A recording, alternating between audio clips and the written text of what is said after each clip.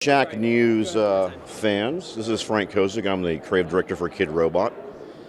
You can check out our website, kidrobot.com. We're here at Toy Fair, so we're going to do a little tour of some of our current products. I'm going to start with this new product that we're launching here at the fair.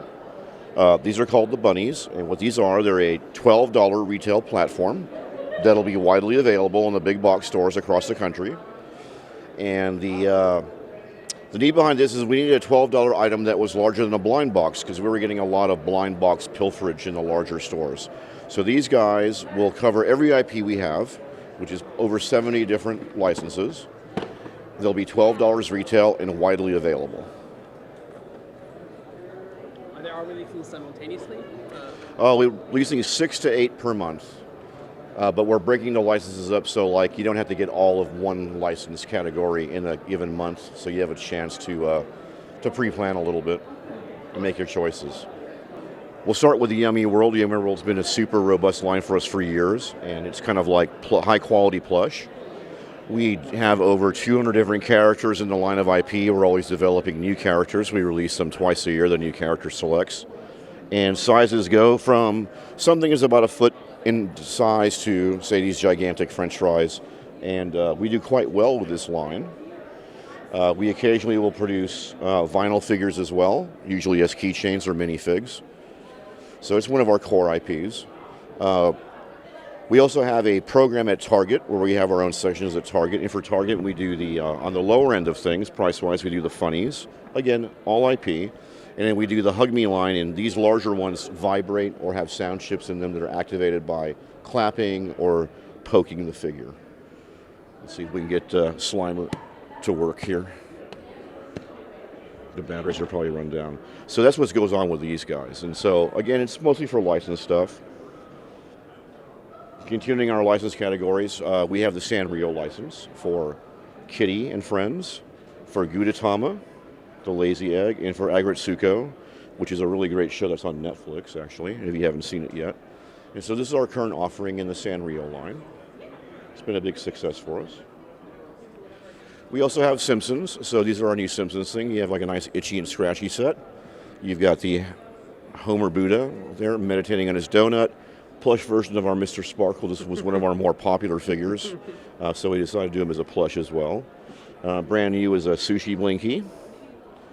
Right, and there's Awesemo. If you're a fan of the show, you know that. Down here we've got Tiny Toon Animaniacs.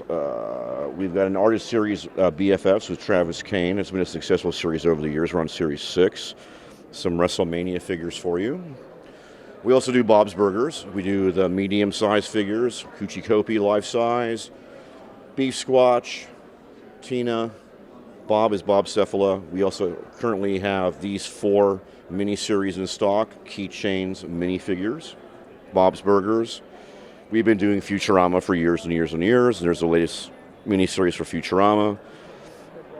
Fraggle Rock, Crash Bandicoot. So these are our blind box minifigures. Man of War, Mad Balls.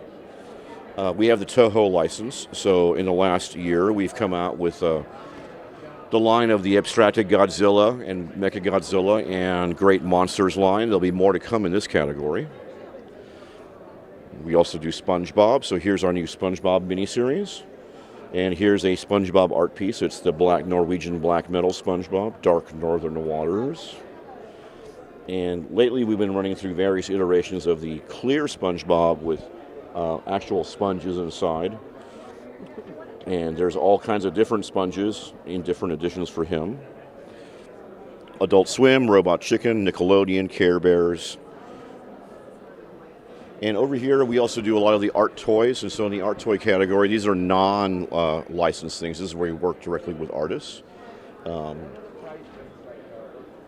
We have Scott Tollitzen here. We have the new piece by Junko Mizuno.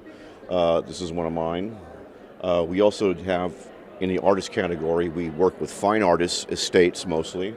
So we've been doing Andy Warhol for years, and this is a brand new product, real nice set of resin Andy Warhol bookends that sort of reference the Velvet Underground album cover. So the concept on these is it's, the packaging denotes one of the sort of pop icons he's famous for. Brillo boxes, the tomato soup iterations, and inside are small versions of other things that are pulled from his selected works. This is Tristan Eaton, who invented the Dunny. This is his latest piece. It's die-cast metal. It weighs about 2 pounds.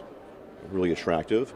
We are working with the Basquiat estate, so we've been doing a series of the Basquiat Dunnies, and this is the new one. It's based on the Pez dispenser painting. We're also going to start working with the Keith Haring estate, doing a full line of Keith Haring goods. Here's the first Keith Haring Dunny. These are Alex Solis pieces. This is a series with a collective called Red Matuka, 12 different artists around the world who did a combined series, and it's actually an exquisite corpse game because they're magnetic and they come apart, and you can swap the different pieces around on this guy. This is a series called The Goddesses, and it's Spiritus Dea, and this is all female artists. A lot of them are relatively unknown, doing their interpretation of goddess figures from various cultures. It is a highly successful series for us.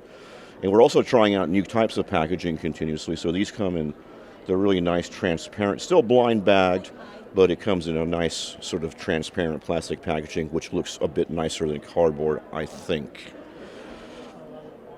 More of the Andy Warhol stuff. Here's Wonder Woman by Tara McPherson, an artist we work with. There's Harlequin by Brant Peters, who's a creative director over at Meow Wolf, which is heating up quite well these days. So we do a lot more of the artist-based figures. We tend not to bring a lot of them to Toy Fair because Toy Fair is more about B2B, so the licensed stuff is king. If you ever are in LA in November at Designer Con at the Anaheim Convention Center, that's where we showcase the artist side of the company. Well worth a visit because it's us and about 400 other small companies all doing non-licensed, non-IP art toys. Awesome. Where can we find more information about all your products? www on the intraweb, kidrobot.com.